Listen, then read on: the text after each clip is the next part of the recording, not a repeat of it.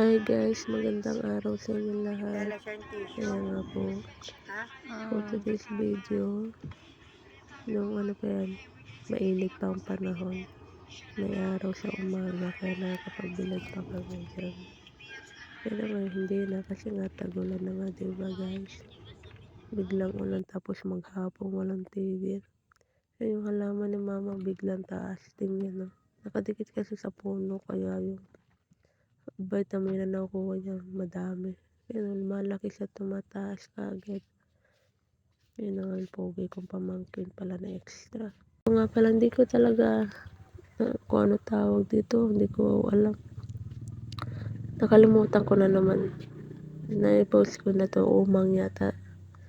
And nagulat na lang ako, lumitaw yan nung naghuhugas ako. Tapos pag naglalakad siya o gumagalaw, nabibitawan ko. Ayan, hayaan ko na lang nga din maglakad. Kasi yan, paggabi na sa amin, ganda ng pulmon, diba? Oh, ganda niya pang masdan. Medyo nakakatakot ang dating.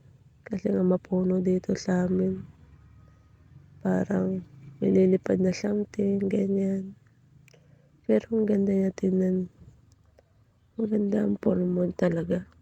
Huwag lang matatakpan ng ulap or puno kasi mapuno dito sa amin. Kaya minsan hindi kita. Salamat sa panonood.